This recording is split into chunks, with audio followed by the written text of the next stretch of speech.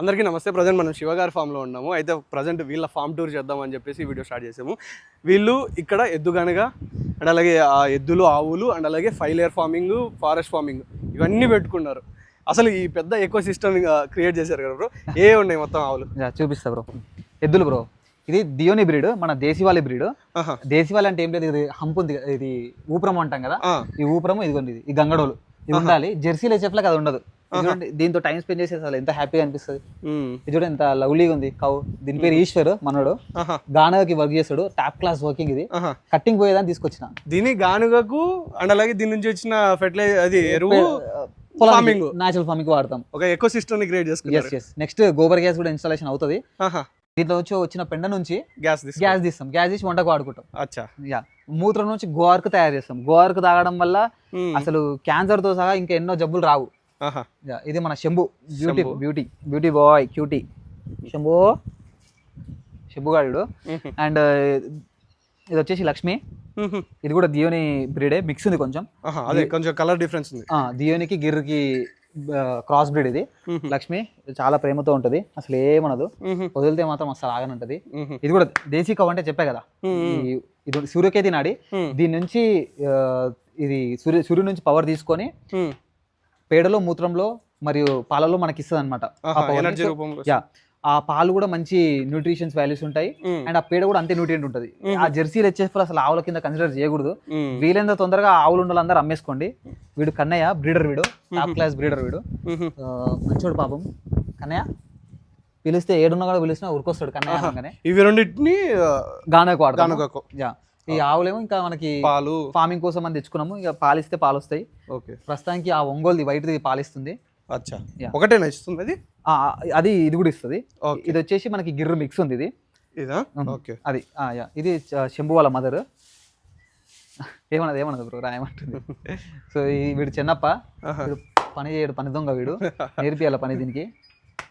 So అది ఒంగోలు మనది. Bulls 3 పెట్టుకున్నారు కదా బ్రో? 3 బుల్స్ ఉన్నాయి, 3 కౌస్ ఉన్నాయి ప్రస్తుతానికి మన దగ్గర. ఇదేమో ఒంగోలు బ్రీడ్, కొంచెం వైల్డ్ ఫైర్ ఇది. చూసారా, దగ్గర రావాలా?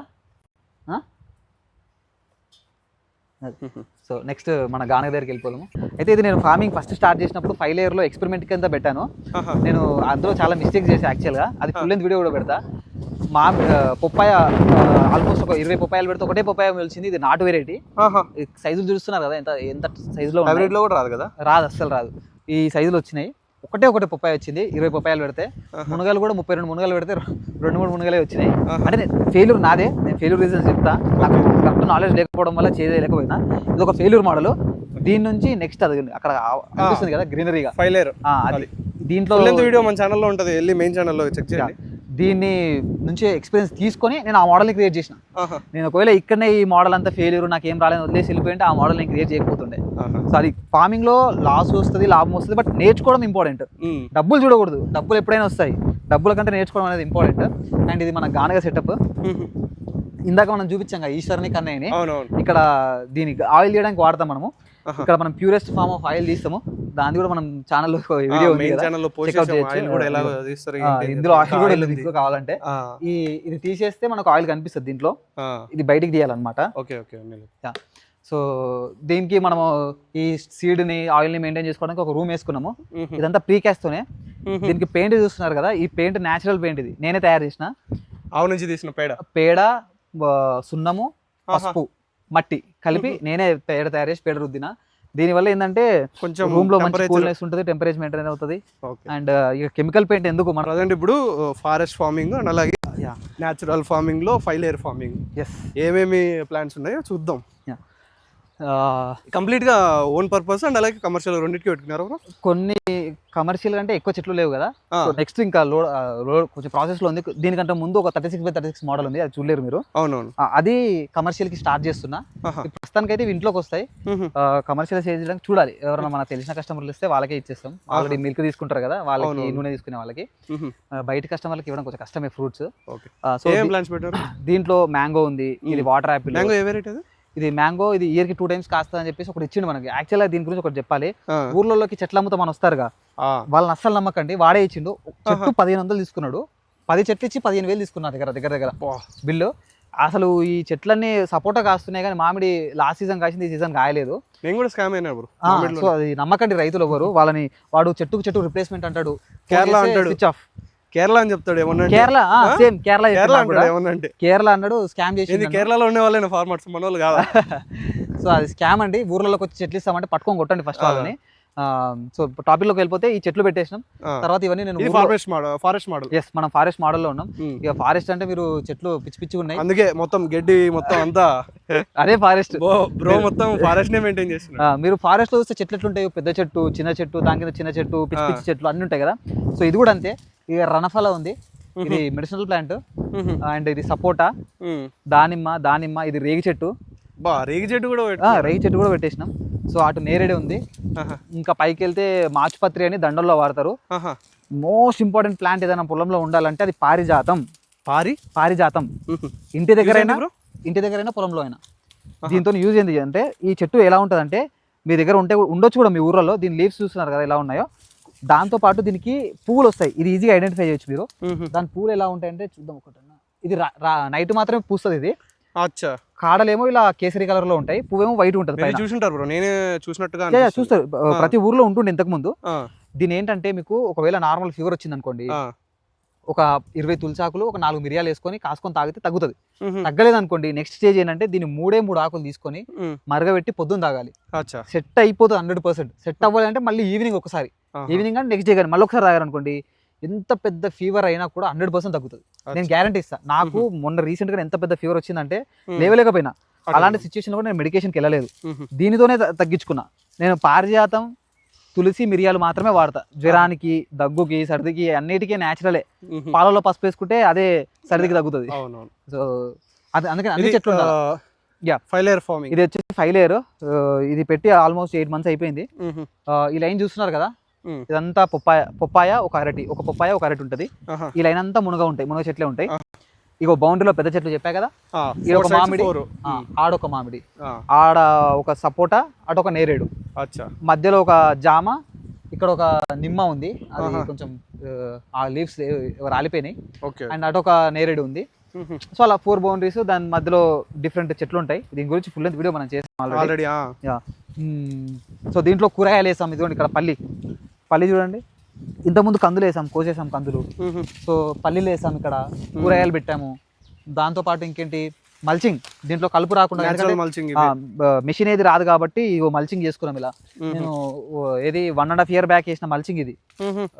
సారీ కాదు 8 months బ్యాక్ ఫస్ట్ లేయర్ పెట్టిన స్టార్టింగ్ లో వేసాను. ఈ మొక్కజొన్న పాతది, 1.5 year బ్యాక్ మొక్కజొన్న ఇక్కడ పెట్టేసిన తీసుకొచ్చి మల్చింగ్ కే వాడదామని. మొక్కజొన్న అందరూ అంటి పెట్టేస్తారు కదా, ఓరి పొలాల్లో దాది అంటి పెడతారు. అసలు అంటి పెట్టకండి, దాచిపెట్టుకోండి. కలుపు రాకుండా ఎంత బాగా చూడండి. ఇక్కడ అసలు కలిపే లేదు. ఏంది రీజన్ అంటే మల్చింగ్. ఇదేమో లైవ్ మల్చింగ్. లైవ్ మల్చింగ్ కూడా ప్రాఫిట్. ఇదిగోండి ఇక్కడ వేరుశెనగ వేసాం. వేరుశెనగ నుంచి కూడా మనకు ప్రాఫిట్ వస్తుంది అనమాట. పల్లీలు కొన్ని అయ్యాయి.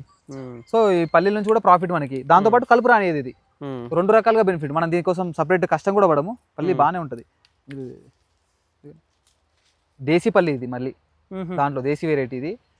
సో రెగ్యులర్గా మన ఓల్డ్ పల్లి అంటే రెడ్ కలర్ పల్లి అంటారు కదా, ఇది రెడ్డే.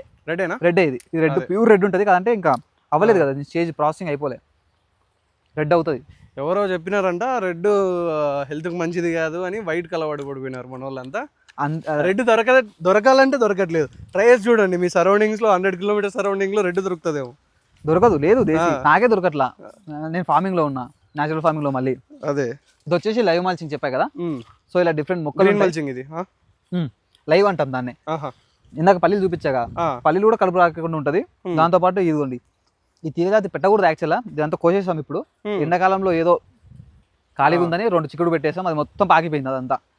దీని కింద కూడా కలుపు ఉంటుంది మనకి. అవునవును, లేదు కలుపు లేదు ఎక్కడ. అంటే మెయింటెనెన్స్ ఫ్రీ, డబ్బులు తగ్గిపోతాయి. కలుపు తీసే కూళ్ళు తగ్గిపోతాయి. మెయిన్ ప్రాబ్లం ప్రజెంట్ ఫార్మింగ్ లో వచ్చినది కల్పే, లేబర్ దొరకట్లేదు. అవునవునవును. న్యాచురల్ ఫార్మింగ్ లో మాకు వచ్చేసి కలుపు ప్రాబ్లం అనమాట. సో దాని గురించి బాగా రీసెర్చ్ చేసి ఈ మల్చింగ్ ఒకటి చేసుకోవచ్చు అని, లేకపోతే లైవ్ మల్చింగ్ చేయొచ్చని, డ్రై మల్చింగ్ చేయొచ్చని ఈ టెక్నిక్స్ తెలుసుకున్న తర్వాత okay we can do this అనిపించింది. ఎందుకంటే కలుపు తీపియాలంటే బాగా ఖర్చు చాలా అవుతుంది మాన్యువల్లో కలుపు తీపియాలంటే. అది ఇంకేంటి ఫార్మింగ్లో అది మొత్తానికి హ్యాపీ లైఫ్ లీడ్ చేస్తున్నారు శివ గారు. ఫార్మింగ్ చేయాలంటే ఫస్ట్ ఉండాల్సింది ఆవు. అందరు గుర్తుపెట్టుకోండి, దేశీ ఆవు, నాటు ఆవు మాత్రమే ఉండాలి. నాటు ఆవు ఉంటేనే మనకు వ్యవసాయం అయితే ఇందాక చూపించాం కదా నాటు ఆవు అంటే ఎలా ఉంటుందో. మామూలుగా ఇన్కమ్ అంటే ఓన్లీ అగ్రికల్చర్లో వచ్చిన ప్రొడ్యూస్ని అమ్ముకొని వచ్చిన డబ్బులు అనుకుంటారు. అండ్ అలాగే గానుగ విషయానికి వస్తే ఆయిల్ నుంచి వచ్చిన ఇన్కమ్ అని అనుకుంటా ఉంటారు. కానీ ఒకటి గుర్తించాల్సింది ఏంటంటే, ఒక్క ఆవు తెచ్చుకుంటే దానికి మీ ఫార్మింగ్లో వచ్చిన ఫుడ్డే పెడతారు. అవును. దాని నుంచి వచ్చిన ఎరువే మళ్ళీ ఫార్మింగ్కి ఇస్తారు. అవును. దాని త్రూ వచ్చిన ఆయిలే మీరు ఎక్స్ట్రాక్ట్ చేస్తారు. 100%. ఆవు మీద పెట్టిన దానికి ట్రిబుల్ వస్తుంది మనకు. అందుకనే ఆవు ఉంటే సస్టైనబుల్ ఫార్మింగ్ అంటే. మీరు ఏం ఖర్చు పెడుతున్నారు ఆవుకి? ఏం పెట్టట్లే, గడ్డి వేస్తాం అంతే. ఎవరు మనం దేనికి పనికిరాని గడ్డి దానికి ఇస్తాం. దాంట్లో ఏం వర్క్ ఉండదు, ఒకసారి నాటుతారు అంతే అంతే. దాంతోపాటు ఇక మనం సీడ్ సెలెక్షన్ ఇంపార్టెంట్. నేను స్పెషల్గా ఈ సీడ్ని అయితే 150 years మొక్క, పెద్ద చెట్టు, దాని నుంచి మామిడి పండ్లు తెచ్చుకొని తిని ఆ సీడ్ని సేవ్ చేసి మొక్కలు పెట్టినాం ఇక్కడ. ఇది ఇంకో 150 years ఉంటుంది ఈజీగా. ఇది కాయడానికి 5 years పడుతుంది. అందరు ఇన్స్టెంట్గా కావాలి. హైబ్రిడ్ పెట్టుకుంటే 1 year కాస్తుంది కదా కాయలు అంటారు. అవునవును. ఇది కాయనికి 3-4 years పడుతుంది, 5 years కూడా పడుతుంది, చెప్పలేం. కానీ ఒకసారి కాయడం స్టార్ట్ చేస్తే 10 years కాస్తుంది. హైబ్రిడ్ మొక్క మా అయితే 30 సంవత్సరాలు దాని లైఫ్ హైయెస్ట్. 30 సంవత్సరాలకు మించి కాయదు అది. ఇది 150 సంవత్సరాలు. మనం పోయినా మన నెక్స్ట్ తరాలు వస్తే వాళ్ళు కూడా తింటారు. అండ్ దీని నుంచి ఒక పీస్ వస్తే తీసి ఆడ పడేస్తే ఇంకో చెట్టు కొలుస్తాడా. హైబ్రిడ్ అలా కాదు, అలా మొలవదు కూడా. 100 కోట్ల ఆస్తి ఇచ్చే కంటే ఇలాంటి చెట్లు ఒక 100 పెట్టిస్తే దానికంటే బెస్ట్ చెప్తా. ఇది ఎంత మంచి ఆక్సిజన్ ఇస్తుంది, ప్యూరెస్ట్ ఆక్సిజన్. పెళ్లిలైనా ఫంక్షన్లైనా పండుగలు వచ్చినా ఏం చేస్తాం, తోరణాలు, మామిడి తోరణాలు ఎందుకు కడతాం? మంచి ఆక్సిజన్ ఇస్తుంది. సో ఇది ఎంత నువ్వు విలువగట్టలేని ఆక్సిజన్. కొన్ని కోట్లు పెట్టినా ఇంత మంచి ఆక్సిజన్ రాదు. ఇది వేప చెట్టు, రావి చెట్టు, ఈ 3 చెట్లు ఫామ్ లో ఉండాలి. నేను రావి చెట్టు, వేప చెట్టు పెట్టేసిన ఆల్రెడీ. మా తాతయ్య వాళ్ళు పెట్టిందే ఇది. వేప చెట్టు ఆల్రెడీ ఉంది, ఇంత పెద్ద ఉంది. ఇక్కడ ఇంత నీడ, ఇంత మంచిగా ఉంది. ఇప్పుడు చెట్ల కింద కూర్చుంటే మనకు కొంచెం వేడి అనిపిస్తుంది. అదే చెట్టు కింద కూర్చుంటే ఎంత చల్లగా ఉంటుంది. ఇప్పుడు నేను అరుగు కట్టించిన చూడండి. ఇది ఈ అరుగు ఎందుకు కట్టించిన అంటే, ఈ చెట్ల కింద కూర్చుంటే వచ్చినంత చల్లదనం కానీ, ఒక హ్యాపీనెస్ కానీ ఆ షెడ్ లో కూర్చుంటే రాదు, ఆ రూమ్ లో కూర్చున్నా రాదు. నేను షెడ్ వేయించిన 2 లక్షలు పెట్టి, కానీ ఏం లాభం అక్కడికంటే ఇక్కడ హ్యాపీగా ఉంటుంది.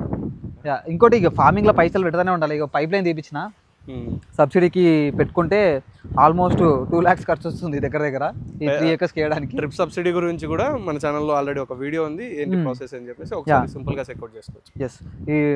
ఈ డ్రిప్ సబ్సిడీ పెట్టి అబ్బా జేసీబీ ఖర్చు, పైపులు, మళ్ళీ ఇన్స్టాలేషన్ పెట్టడం తీయడం.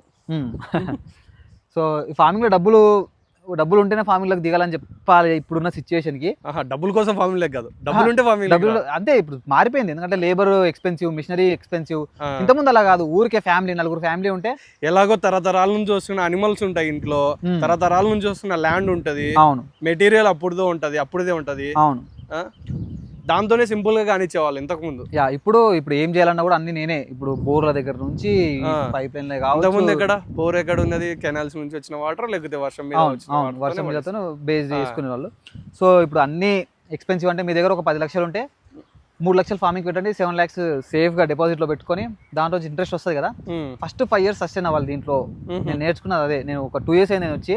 అప్పుడు నాకు ఏమర్థమైందంటే, నా దగ్గర ఒక 1,00,000 రూపాయలు ఉంటే నేను వచ్చేసి బోర్లు వేసి ఫార్మింగ్లో దిగిన. నేను ఎక్స్ట్రాగా 10 లక్షలు అప్పు చేసిన. అదే నా దగ్గర ఒక 10 లక్షలు ఉంటే నాకు కొంచెం ఈజీగా సెటప్ అయ్యేది. ఇంకా చేయాల్సిన చాలా ఉన్నాయి దీంట్లో. ఇప్పుడు నేను సోలార్ పెట్టుకోవాలి, బయోగ్యాస్ పెట్టేయాలి, ఇంకా ఏంటి ఇంకొన్ని రూమ్స్. ఇప్పుడు ఒకవేళ బయట కరెంట్ పవర్ లేదు, మన ఫామ్ లోకి వస్తే నువ్వు ఫామ్ నుంచి బయటకు వెళ్ళాల్సిన అవసరం లేదు. పవర్ దగ్గర నుంచి అన్ని ఫామ్ లోనే ఉంటాయి. ప్రతి ఒక్కటి. ఉప్పు ఒక్కటే బయట తెచ్చుకోవాలి మనం. ఉప్పు ఒక్కటే మనం తయారు చేసుకోలేము, ఉప్పు ఒక్కటే కొనుక్కొచ్చుకోవాలి. బయోసాల్ట్ వేసుకోవచ్చు, అది కూడా ఒక ఆప్షన్ ఉంది. కానీ జనరల్ గా నీకు కావాల్సిన మనం ఇంట్లోకి తినే ప్రతి ఒక్క కూరగాయలు, పప్పులు, అన్ని నూనెలు, ప్రతి ఒక్కటి మన ఫామ్ లోనే ఉంటది. సోలార్ పెట్టుకుంటే ఎనర్జీ కూడా మనదే, బయట గవర్నమెంట్ కూడా డిపెండ్ అవ్వాల్సిన అవసరం లేదు. సో ఫామ్ అలా సెటప్ చేసుకోవాలా. మనం ఫామ్ లోకి వెళ్ళామంటే అన్ని మన ఫామ్ లోనే దొరికిపోవాలా. సడన్ గా పవర్ పోయింది, కరెంట్ లేదు, ఇన్ని చెట్లు ఉన్నాయి, ఇన్ని ఆవులు ఉన్నాయి, దాంట్లోకి వాటర్ కావాలి. ఆ వాటర్ ఎడికి వెళ్ళేస్తాం మనం. సోలార్ ఉంటే సోలార్ మీటర్ వేస్తే నడుస్తుంది. సో అందుకని సోలార్. మనం గ్యాస్ బయట ఎంత డిపెండ్ అవుతాం. ఆవు పేడ ఫ్రీ, ఆవు పేడ తీసుకెళ్ళి దాంట్లో వేస్తే అయిపోయా. ఆ పేడ మళ్ళీ వచ్చిన పేడని తీసుకెళ్ళి మళ్ళీ పొలంకి వాడుకుంటాం.